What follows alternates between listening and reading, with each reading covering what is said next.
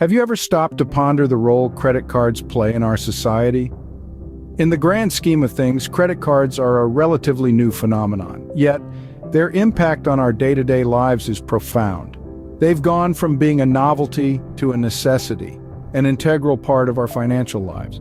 These little pieces of plastic have become as ubiquitous as the smartphones in our pockets. You see, credit cards offer a convenience that is hard to match. No longer do we need to carry around stacks of cash or scramble to find an ATM in an unfamiliar part of town. They're accepted almost everywhere, from online stores to physical outlets, making the whole process of buying and paying for goods and services a breeze. But perhaps the most appealing aspect of credit cards is the concept of buy now, pay later. It's a concept that has become ingrained in our society, so much so that it's become the norm. With a credit card, you can make a purchase even if you don't have the funds on hand. You can buy that new gadget, book that dream vacation, or pay for an unexpected expense, all with the promise of paying it back at a later date. This convenience and flexibility come with a catch, though. It's easy to forget that credit cards, like any other financial tool, come with responsibilities. They're not an unlimited source of funds, but rather a short-term loan that needs to be repaid. And if not managed properly, they can lead to a cycle of debt that's hard to escape from. So credit cards seem like a great convenience, don't they? But is there more to the story? To understand the impact of credit cards, we first need to delve into the business model of credit card companies. Imagine a world of commerce that revolves around plastic cards. These cards, often emblazoned with flashy logos and holograms, are more than just a payment tool. They're the lifeblood of a multi-billion-dollar industry. But how do credit card companies make their money? Let's break it down. The first revenue stream is interest rates. When you use your credit card, you're essentially borrowing money from the card issuer. If you don't pay your balance in full by the due date, you'll be charged interest on the remaining amount. This interest is the primary source of income for credit card companies. Now let's talk about fees. Credit card companies charge a variety of fees, from annual fees for the privilege of using their card to late payment fees if you miss your due date. There are also cash advance fees, balance transfer fees, and foreign transaction fees. These fees represent another significant chunk of revenue for the companies. Another major revenue stream is interchange fees. Every time you swipe your card at a store, the merchant pays a small percentage of the transaction to your card issuer. This is known as the interchange fee. While it might seem minuscule, think about the millions of transactions happening every day. It all adds up and forms a substantial part of a credit card company's earnings. Now, it's important to note that credit card companies don't just profit from the financially responsible. They profit from those who struggle to pay off their debts. The longer a cardholder carries a balance, the more interest accumulates. This interest compounds over time, causing the debt to balloon.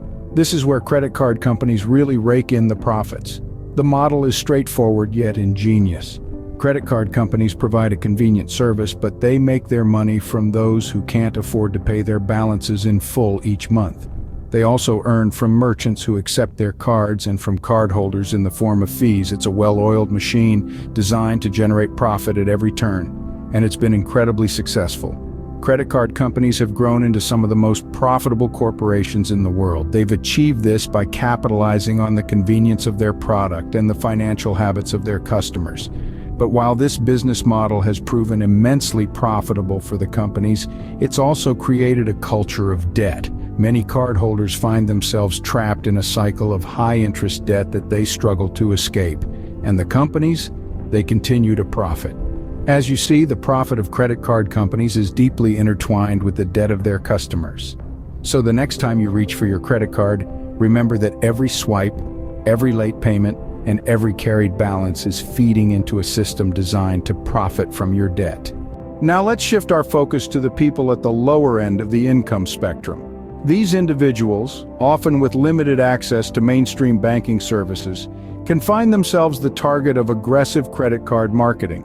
What's the appeal, you may ask? Well, for starters, credit cards often promise immediate access to funds, which is particularly appealing when unexpected expenses pop up or when the paycheck just doesn't stretch far enough.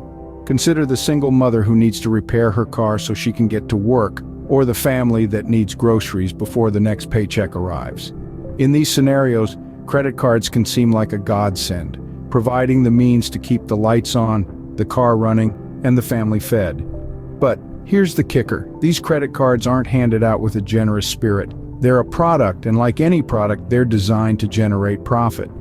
This profit often comes from high interest rates and fees, which are typically higher for those with lower credit scores, a group that disproportionately includes low-income individuals. In a perfect world, the single mother would pay off her car repair bill in full when her next paycheck arrives, avoiding any interest charges. But we all know life isn't that simple. If she's unable to pay off her balance in full, she'll start accruing interest. And with rates often in the double digits, her debt can quickly spiral out of control. The reality is, while credit cards can provide a temporary solution, they often exacerbate financial problems in the long run. The high cost of borrowing traps many low-income individuals in a cycle of debt, where they're continually playing catch-up, never quite able to break free. So, while credit cards may seem like a lifeline for those struggling to make ends meet, they often lead to a cycle of debt that can be incredibly difficult to break. The promise of immediate access to funds can be alluring, but the long-term costs can be devastating. While credit cards may seem like a lifeline, they often lead to a cycle of debt. The term debt trap might sound dramatic, but let's analyze what it actually means in the context of credit cards. When you think of a trap, you likely imagine something that catches you off guard, something that's difficult to escape from. This is precisely the situation many people find themselves in with credit card debt. It's a slippery slope, and it all starts with a concept known as minimum payments. Minimum payments are exactly what they sound like: the least amount you can pay to your credit card company each month to keep your account in good standing. It's a seemingly helpful feature that allows you to manage your debt flexibly. However, what may initially seem like a lifeline can quickly turn into a chain. You see, when you only make the minimum payment, you're barely scratching the surface of your debt. Most of your payment goes toward the interest, not the principal. The result? Your debt doesn't decrease significantly, and it can take years, even decades, to pay off a single credit card balance. Now let's add high interest rates into the mix. Credit cards are notorious for their steep interest rates, often reaching into the double digits. When you carry a balance on your credit card, this interest is compounded monthly, meaning you're not just paying interest on the principal amount, but also on the accumulated interest. This is how a small debt can balloon into a much larger one over time, even if you're making regular payments. Here's an example to bring this to life. Let's say you have a credit card balance of $1,000 with an annual interest rate of 20%. If you only make the minimum payment each month, it could take you over 7 years to pay off this debt. And in that time, you'll end up paying more than $500 in interest alone. That's half the original amount you borrowed. The more the debt balloons, the more minimum payments go towards interest rather than the principal. This vicious cycle where your debt keeps growing despite making payments is the essence of the debt trap. The debt trap isn't just about numbers and interest rates, it's about the stress of carrying a financial burden that seems to grow heavier each day. It's about the feeling of running on a treadmill, making payments but never really moving forward. It's about the fear of not knowing when or if you'll ever be free from debt. In essence, the debt trap is a cycle that can be incredibly difficult to break free from. It's a cycle that can keep you tied to a debt for years, even decades, turning a helpful tool like a credit card into a source of financial stress and anxiety. But with understanding and awareness, one can navigate away from falling into this trap. A credit card isn't a villain, it's a tool, and like any tool, its impact depends on how it's used. The impact of credit card debt extends beyond individual households. It has significant social implications. Let's delve into the societal impact of widespread credit card debt, which includes effects on mental health, family structures, and economic inequality. Firstly, let's talk about mental health. It's no secret that financial stress can lead to severe mental health issues. Studies have shown that people with unmanageable debt are 3 times more likely to suffer from mental health problems. The constant worry about making ends meet, the fear of not being able to repay debts, the guilt and shame associated with financial struggles, these are all burdens that can lead to anxiety, depression, and other mental health disorders. Moving on to family structures, the strain of credit card debt can severely impact familial relationships. The tension and stress from financial struggles can lead to conflicts within families, often triggering arguments over money matters. It can even lead to situations where families are torn apart due to disagreements over how to handle debt. This not only affects the emotional well-being of family members, but also disrupts the overall family dynamic, causing lasting damage. Finally, let's touch on economic inequality. Credit card debt disproportionately affects those in lower income brackets, often exacerbating the wealth gap. Those who are already economically disadvantaged are more likely to fall into the debt trap, struggling to break free from the cycle of high interest rates and fees. This systemic issue further widens the economic disparity, making it even more difficult for those at the lower end of the economic spectrum to climb up the financial ladder. In conclusion, the societal impact of credit card debt is profound and multifaceted. It affects not just individual lives, but also the overall fabric of society. It's a domino effect that starts with financial strain and spirals into mental health issues, family conflicts, and economic inequality, all of which can have long-term implications. The ripple effects of credit card debt are far-reaching and can exacerbate societal issues. It's high time we recognize these social implications and work towards more sustainable financial practices. So, does this mean we should shun credit cards altogether? Not necessarily. Credit cards, like any tool, are only as good or bad as the hands that wield them. When used responsibly, they can be a beneficial financial instrument, offering convenience, security, and even rewards. The key, however, is responsible use. What does responsible credit card use look like? It starts with understanding your credit card terms. Know your interest rates, your credit limit, and any fees associated with your card. Remember, knowledge is power, and in this case, it's financial power. Next, it's about keeping your credit utilization low. This refers to the percentage of your total credit limit that you're using at any given time. A general rule of thumb is to keep your utilization below 30%. So, if your credit limit is $10,000, try to keep your balance below $3,000. This shows lenders that you're not overly reliant on borrowed money, which can positively affect your credit score. Paying off your balance in full each month is another pillar of responsible credit card use. It's tempting to just pay the minimum and let the balance roll over, but that's how debt accumulates and spirals out of control. If you can't afford to pay it off in full, it's a sign that you're living beyond your means and need to reassess your spending habits. Finally, it's important to monitor your credit card activity regularly. This helps you catch any fraudulent activity quickly and also keeps you aware of your spending patterns. Remember, it's your responsibility to manage your credit card use, not the credit card companies. Used responsibly, credit cards can be a tool rather than a trap.